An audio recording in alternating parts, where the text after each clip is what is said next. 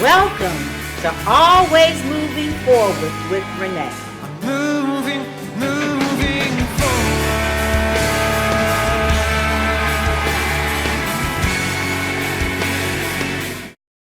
Good morning and welcome to Always Moving Forward with Renee. We are located right here in Oak Park, Michigan. But before we get started, I'd like for everyone to take a few minutes to thank God because today is the day that the Lord has made. Let us rejoice and be glad in it. My co-host today is Terrence Stephen Lake. Terrence was born and raised and educated in Hamtramck, Michigan. He currently resides in Southfield, which is right next door here to Oak Park. Yes. Okay, with him residing there, he lives with his lovely wife. He is the father of 5 children, grandfather of 19, and he has 3 great-grandchildren. Well, I want to say somebody's been busy. Somebody's been busy. But Revelations 21st chapter, 5th verse. And he who was seated on the throne said, Behold, I am making all things new. Also he said, Write this down, for these words are trustworthy and true. Well, Terrence wrote it down. He is the author of this book here, God's Child. Terrence, tell us about God's Child. What inspired you to write this book? Well, first I'd like to thank God for creating the universe and giving us earth to perform on. And usually I start out, I'd like to sing a song that relates to the interview and the information. And the song is going to be A Change Is Gonna Come by Sam Cooke. All right, Sam Cooke. Now you all remember Sam Cooke, right? Yes. Okay, Terrence, go ahead. I was born by the river in a little tent. Oh, just like the river I've been a-running ever since. It's been a long, long time coming, but I know change gon' come. Oh, yes, it will. It's been too hard living, but I'm afraid to die, 'cause I don't know what's up there beyond the sky. It's been a long, long time coming, but I know change gon' come. Oh, yes, it will. And you know what? That change is coming. Absolutely. That change is coming. Absolutely. And that's why we have right here God's Child. But tell us, what inspired you? Well, no, let me go back and clap on that. Thank you. Clap on that. And Amen. You took me back to those parties. Yes. I used to go in the basement. In the basement. Right. In the basement. Those quarter parties. Yes, absolutely. Yes. And viewers, I know you remember those parties too. Yes. But let's get to Terrence's book here. What inspired you to write this book? Okay, well, I was working at Champion Spark Plug at the time, and a friend of mine came over to my department, and he was looking for someone that had a master plan. And he asked me, did I have a master plan? Mm-hmm. And I told him, a master plan? Yeah, I got a master plan. He said, well, Champion Spark Plug is looking for some blacks that have a master plan because they had been investing millions of dollars into white ventures as far as racing. The racing industry was really big. Mm-hmm. And I said, well, I'd like to do a motion picture of my life growing up in Hamtramck, because it was like a heavenly environment. Everybody got along so well. It was like 70% Polish, it was 25% black, and 5% all other. And we all got along very well. And Detroit was like another world to me. You know, it's just, you feared of going in Detroit, but Hamtramck, its own city, we had our own mayor, and actually we are in the middle of Detroit. But, you know, it was just a beautiful experience growing up. You know, you could go over your white friend's house, you could spend the night with them. You know, it was just wonderful. Okay. I wanted to put that on film to show people how we can all get along, you know. Yeah, how we can get along as one. As one. As one. And you know, remembering Hamtramck as a child, my mother used to go there shopping on Joseph Campo. Yes, the main street. The main street, Joseph Campo. And it was a store called Dave's.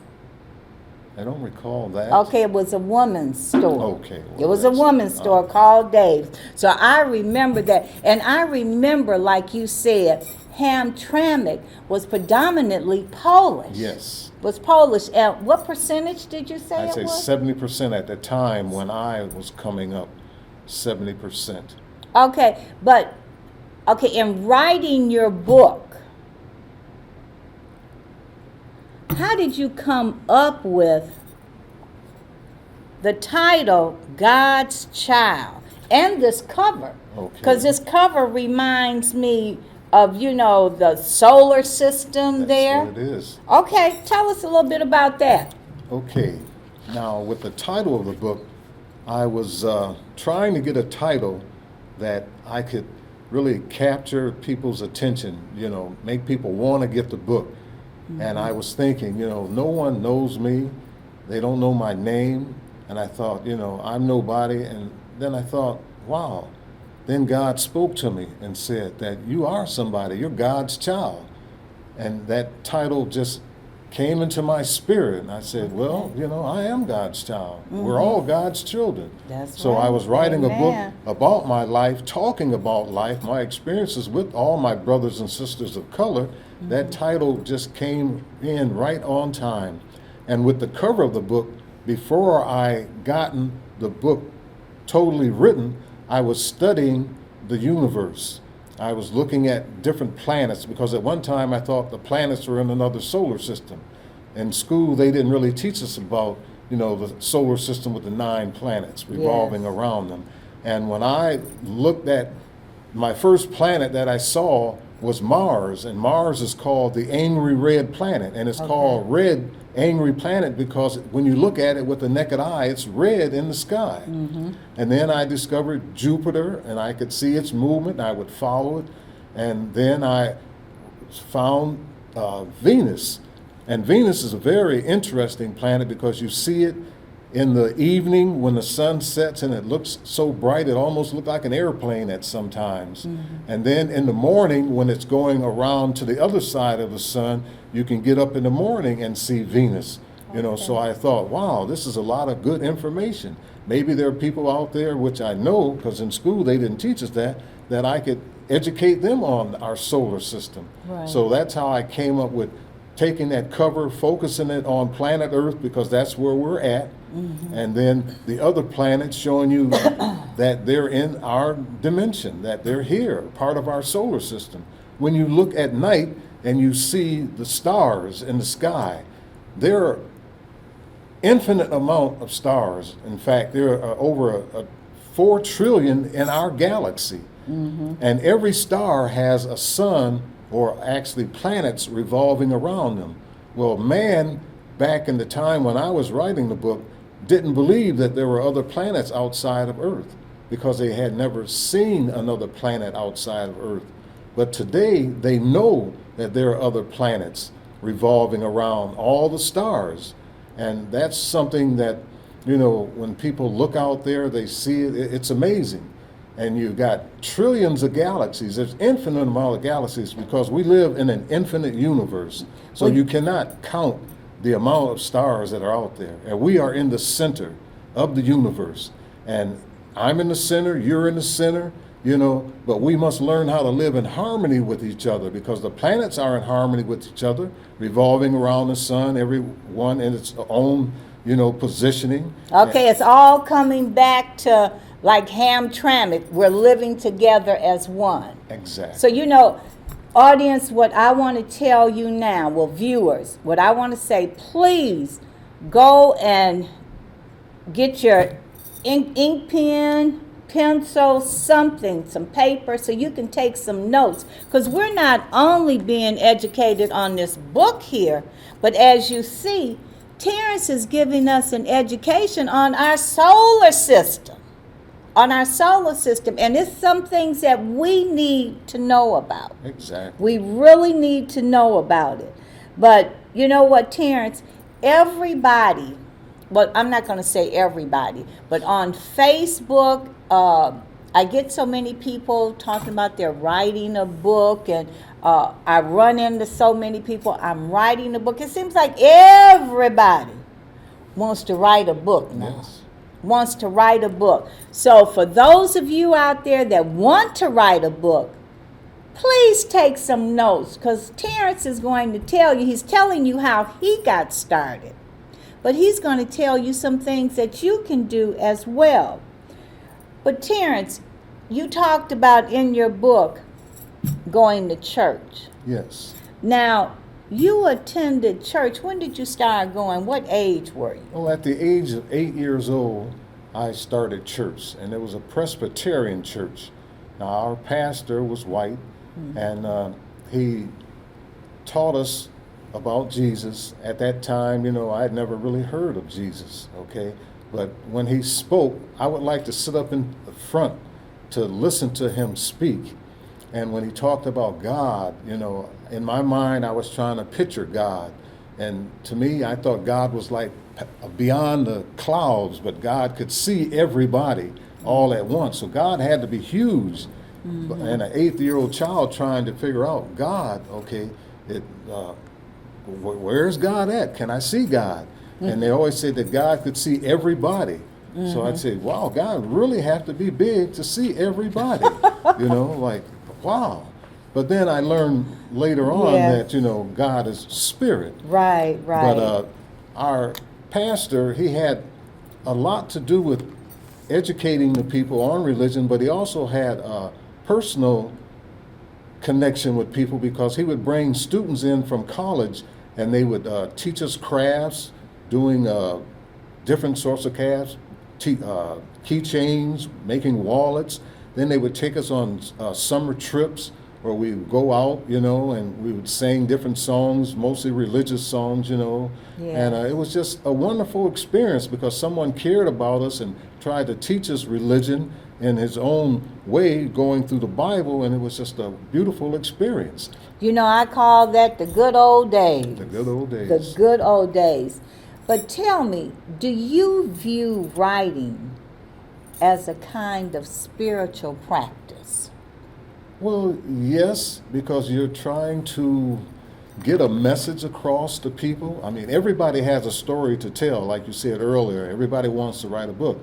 Everybody has a story to tell, So when you're writing something down and you've got it on paper and you're giving it to someone else, well, it's like you put your spirit in that book, on that paper, and when they get it and read it, they're communicating with your spirit, and that's with everyone, Right. So writing is very important, because you never know who you're going to help, who you don't know who you're going to educate or take them to another level. Yes. Yes. And there's so much to it, Right. So I'm just going to call my husband's name. So France, I want you to remember when they wanted you to write a book about your real estate experiences, you should have written that book. Yes. You should have wrote that book. But you know what, Terrence? Reading your book took me back. It took me back to my younger days. That's good. It really did. Relating to school, walking to the Rialto show that was up there on Gratiot and Mount Elliott, because I'm from the east side. Okay. with my brother and taking the shortcut through the railroad tracks up there, Okay. cutting through the cars to get to the show, and attending those weekend dances. Yes. Attending those dances. This book took me way back. And even though you were right next to Detroit, or Yes. like you said, right Surrounded. in the middle, Yes. we all still had that connection. We all did the same thing growing That's up, true. basically. Yes. The You know, railroad tracks. Right. We did that. But Proverbs 16th chapter, 9th verse states, the heart of man plans his way, but the Lord establishes his steps. Okay. Establishes his steps. But tell us, what happened in the summer of 1964? Okay. Now, I loved Martha and the Vandellas, and they were performing at the state fairgrounds. And it was a Okay. bunch of my friends. We had got together and we said we were going to go that day that she was going to perform. But when it was time to go, it was just me and my cousin that ended up going. So he went with me, to support me because he knew I really wanted to see them. And when we got to the fairgrounds, we didn't have a lot of money because we ended up actually walking instead of taking a bus so we could save some money. Right. But we made it there and we got there on time. We seen Martha and the Vandellas, and it was just a beautiful performance, live right there at the stage, and it was at the teenage fair, so they were teenagers basically, And after the performance, as we were walking through the fairgrounds, we spotted these two white girls, and they were looking in the mirror, putting their makeup on, checking themselves out, and I made a comment and say, you don't have to look in the mirror, you look beautiful, And we exchanged a few more words, and then we walked on. And as I was walking, me and my cousin, I got surrounded by about 15 white guys. And one of them had his arm in a sling. And he approached me and he said, do you want to be an Indian? And I said, man, get out of my face. He said, do you want to be an Indian? Getting ready And to I'm paint looking, you. yes, I'm looking around and I see all these guys all around, I see this Mexican guy, and looked like he had something in his hand like a knife, So when he took the stick, the guy that came up to me with the bandage on his arm, and he raised it up to my face like he was going to paint me, and I hit him, and then I hit this other guy to make my way through that little circle, and I started running. I wasn't looking for my cousin, I was trying to save my own self, And they were chasing me, and then I seen this group of black people, at this one big tent, and I ran over towards them, and then the group that was chasing me, they sort of stopped.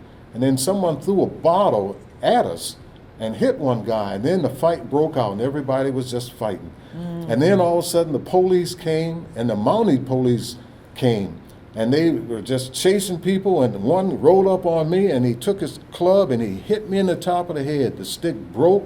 I fell down to the ground. And as I was getting up, sort of groggy, he jumped off his horse, and he grabbed me, and he handcuffed me. Blood was rushing all down my head, and I was just so upset when he handcuffed me. He didn't even get back on his horse. He walked me through the crowd. And it seemed like when he hit me and grabbed me, everybody stopped fighting. And as I was walking through the crowd, I was mad. I was cussing. I was saying all kinds of things, I thought I was going to hate white people for the rest of my life, because I was just so upset. And they took me to the back of the state fairgrounds in this one building and told me to sit down. And I was so mad, I didn't want to sit down, my head bleeding, hurting. And he pushed me into the wall, put his knee in my back, and I sat down then, Yes. But then they finally got the ambulance, they came and they took me down to receiving hospital, and I was chained to a bed, and eventually they stitched my head, put 5 stitches in my head, and then they took me back to the police station on 7 Mile and Woodward. Oh, And then okay. I spent the night there, and my cousin had told my mother what And basically how old had were you happened. at this time? I was 16, just turned 17. Oh, you okay, Just so you turned were 17. So my mom came to get me, and she got me, and as we were going home, she told me, you made the front page of the paper. I said, oh, no. She said, yeah, well, what really happened? She said, I said that, I explained to her what had really happened. So she believed me, Yes. But the next day, she told my grandfather. My grandfather was a federal mediator, and he sort of iced that situation. He didn't let them press charges on me, but it was still in the paper saying that I started a riot, and wasn't that way, because I would have been crazy to go out there and start a riot. It's just a small group of blacks, and you got Yes. 50% more, or maybe even 70% whites. Why would I start a riot? But that's what happened at that I don't mean to stage laugh. of my life. Yes. Yeah. Okay, but in the middle of your senior year in high school, to me, you should have been given a medal. At that time, your friends were predominantly Polish. Yes, the majority. The majority of them were Polish. And, what you did, where you said you stopped some black kids from beating. One of my, actually two of my white friends, they were on Joseph Campo. Okay. And I had my car, I picked up a friend of mine, and we were riding down Joseph Campo. And I seen these 4 black guys that I knew from school. They were a little younger than me, a couple years. And they were picking on 2 of my white friends. So I immediately, stopped and rolled my window down. I said, hey guys, give them guys a break, They didn't do anything wrong, and I know they wouldn't do anything wrong because blacks ruled Hamtramck at that time, So they knew who I was, so they stopped messing with the white guys and they moved on, So in school the next day, there was a couple blacks come up to me and they told me, man, you can't tell us what to do. We want to see you after school. So the word got around in school where, they were telling people they were going to get Terry after school, and if he wanted to bring his white friends, we'll get them too, So a lot of my white friends say, hey, Terry, I heard that, a group of guys are trying to get you, And I said, well, something happened that, I stopped, but, I'll take care of the situation after school. I'll talk to the guys. They say, well, if you need us, we'll help you. We'll be there to support you. Right. I say, no, I don't want to start a riot, So after school, I decided to get one of my friends to come with me. I had my car, and just in case, I need someone to take my car and take it away, I had my friend there to help support me, one of my white friends. I was going to have some of my black friends, but they had heard about I was protecting whites, so they didn't want to have anything to do with it. Right. So after school, I'm waiting in the car with my friend, and we were waiting for a while, and my friend said, well, come on, let's go. I said, no, we got to, resolve this situation, so it don't get out of hand. And all of a sudden, I see 15 blacks coming down the street from the school. So when they get to the car, they said, man, get out. I say, for what? They said, get out. I say, well, I could talk to you from here, what's going on? So one guy pulled the antenna off my car. Another guy kicked the car. And then another guy took a stick and stuck it through the window and hit me in the head. And then another one broke my back window, so I knew it was time to go then. The car was already running, and I just drove on off, So I took my white friend home, and I drove home, and I was upset, I just... knew that my mom would see what happened to my car, and she would think, oh, what's going on now? Right. But that situation, it ended because the next day in school, I seen the guys that I had the ruckus with, and we passed each other, no problem. After school, Everything no was problem, okay. Everything was okay. Everything was So okay. I did put my life on the line for my white friends because I knew what happened to me that summer. And I don't want to see that happening to anyone else. Right. But you know what, Terrence? Tell our viewers how they can purchase your book. Okay, my book can be purchased on my website, and my website is godschildren.biz. Okay, and I also have a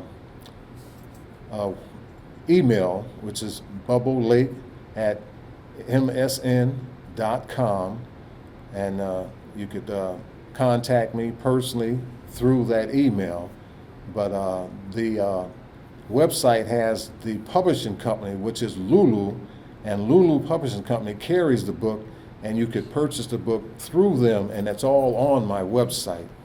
Okay. Now, it would probably be cheaper if you purchased the book at your local bookstore, because you won't have to pay for that mailing cost. The shipping. You know, the shipping, right.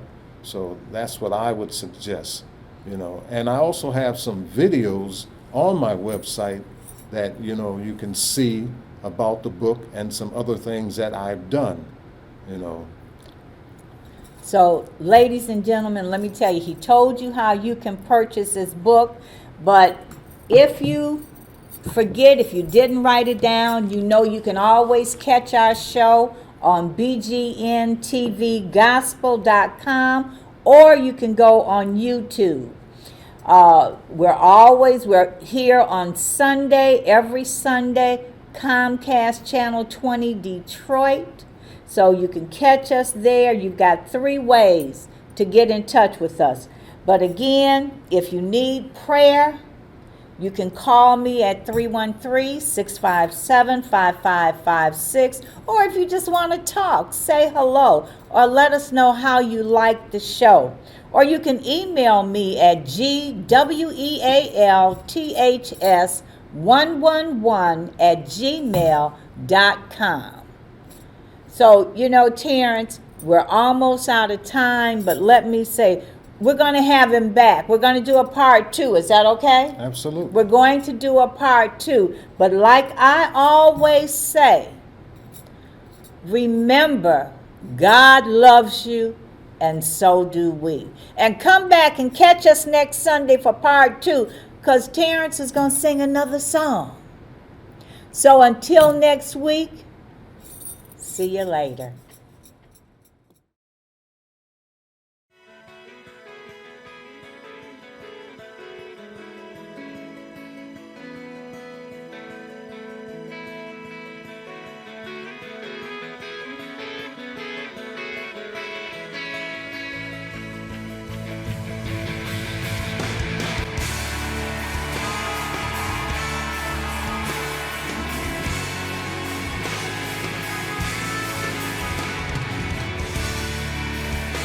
I hope you enjoy Always Moving Forward with Renee. Moving forward.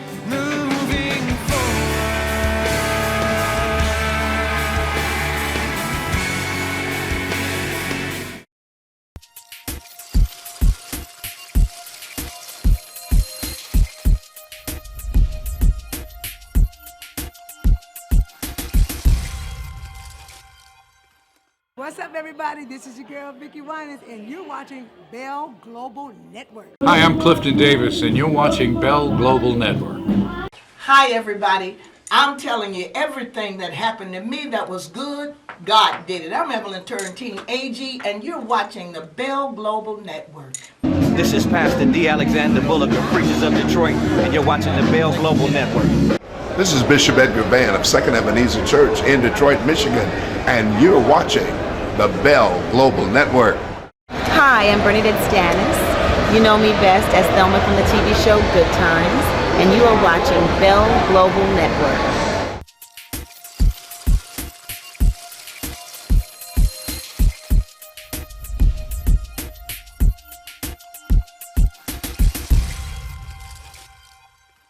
What's up, everybody? This is your girl, Vicki Winans, and you're watching Bell Global Network. My name is Mike Duggan, and I'm watching the Bell Global Network. Hey, keep it locked. It's your boy D. Hattie watching the Bell Global Network. You know how it is.